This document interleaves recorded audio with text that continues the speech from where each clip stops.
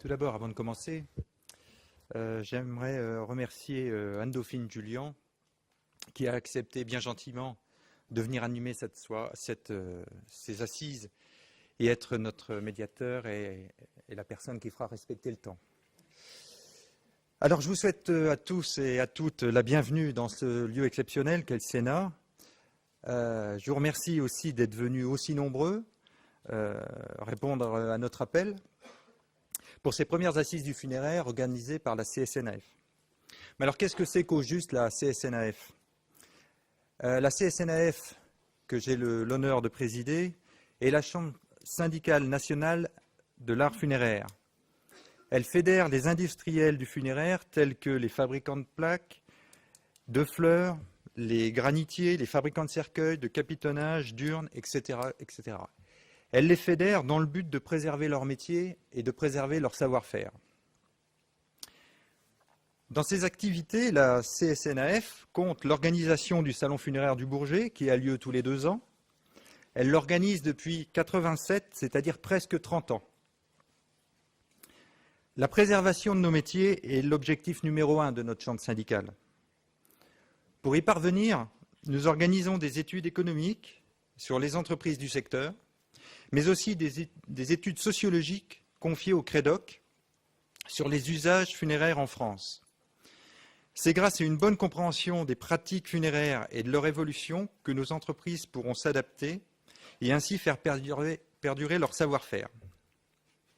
La création de notre site grand public, dc-info.fr, s'inscrit dans cette double approche des arts funéraires en association avec les rites funéraires.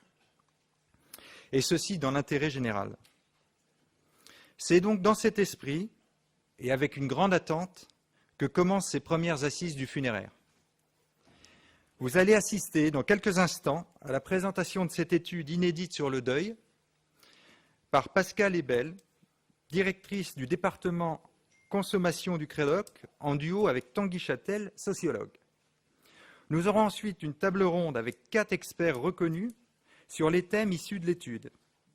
Et pour clore ces assises, le philosophe Damien Leguet nous livrera sa synthèse. Avant de passer la parole à Marc Manzini, le président honoraire de la Chambre syndicale, qui va vous expliquer la genèse de ces assises, je voudrais remercier Anne Tour, ici présente, permanente de la Chambre syndicale, pour son implication et son dévouement dans l'organisation de ces assises, qui sans elle n'aurait pas pu voir le jour. Un grand merci, Anne.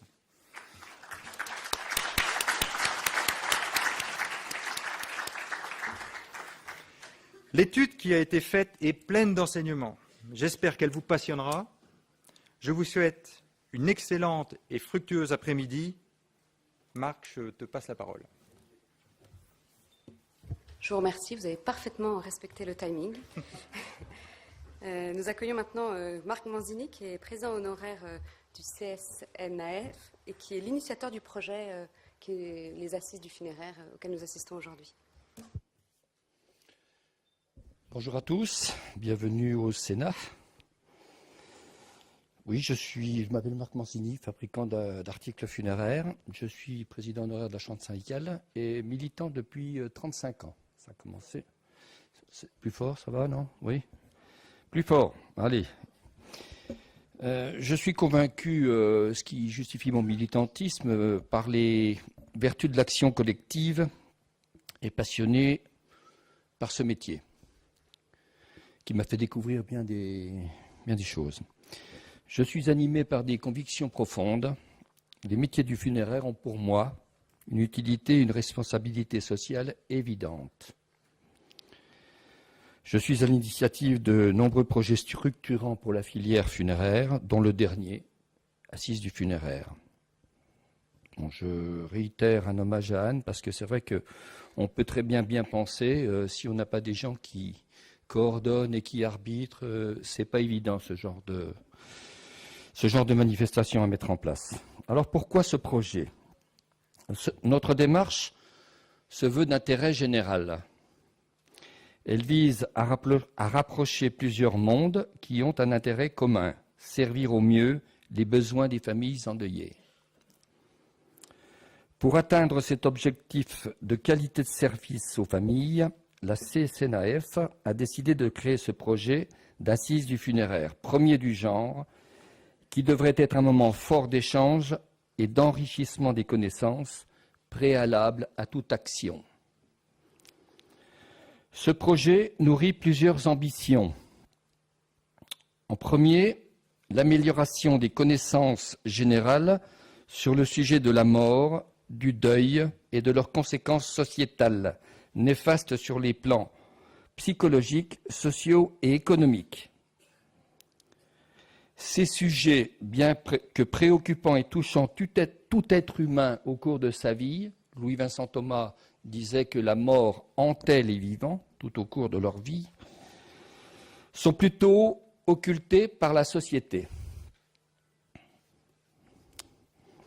Nous pensons au contraire que ces sujets, certes délicats, doivent, au regard de leur importance sociétale, être explorés et qu'il faut en parler publiquement et ouvertement pour les démystifier dans l'intérêt général.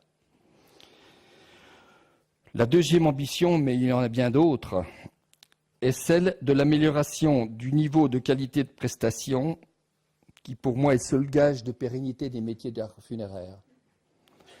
Les rituels et pratiques funéraires correspondent à des besoins humains psychologiques profonds qui favorisent le processus de deuil et réduisent ses effets post-traumatiques. Pour bien servir les besoins des familles en souffrance, ils doivent, comme tout autre produit, s'adapter aux attentes nouvelles qu'il convient au préalable d'identifier, d'où l'étude Crédoc qui va vous être livrée dans les minutes qui vont suivre. Et ensuite, c'est ce que nous souhaitons, ces éléments doivent servir à alimenter des politiques publiques, tant de santé,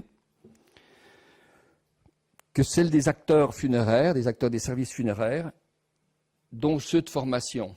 On espère qu'effectivement, elles inspireront des programmes de formation qui déterminent l'avenir de la qualité des prestations, pour mieux servir les familles. Avec ces assises et cette étude Crédoc qui constitue une base fondamentale de travail, nous pensons livrer des enseignements précieux aux parties concernées par la mort et ses conséquences et leur donner des moyens supplémentaires pour élever de manière continue leur niveau de qualité de prestation. La troisième ambition nourrie et d'importance, c'est d'améliorer l'image et la transparence des métiers du funéraire. Ces métiers sont en première ligne. Après l'accompagnement par le service public, on rentre dans la sphère privée et là, en première ligne, nous avons les pompes funèbres. C'est le législateur qui l'a voulu ainsi. Il joue un rôle important dans le processus de deuil. Ces métiers difficiles ont pour nous une utilité sociale évidente, je me répète peut-être, mais j'y tiens, et pourtant mal reconnue. Ils impliquent des qualités humaines et psychologiques d'écoute, d'empathie, de compassion, de sollicitude et encore bien d'autres qui contribuent à la réduction de la douleur des familles. Ils souffrent pourtant d'un déficit d'image, et j'ai du mal à accepter au nom de tous ceux qui font bien leur travail dans cette filière, l'image trop souvent caricaturale et réductrice qu'en donnent les médias auprès du public.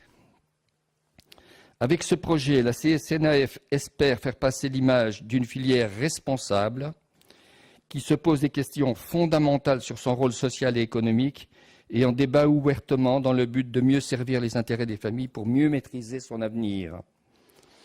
Si ce projet réussit, l'utilité sociale des métiers, je suis un peu itératif, mais j'y tiens, l'utilité sociale des métiers funéraires sera mieux reconnue et le déficit d'image dont elle souffre en sera d'autant réduit.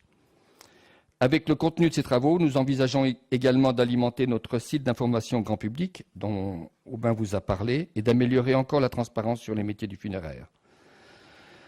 À la Chambre syndicale, nous sommes déjà fiers d'avoir réussi ce rassemblement pluridisciplinaire et de faire pour la première fois travailler ensemble des personnes d'horizons différents. Nous souhaitons à chacun un après-midi studieux et constructif.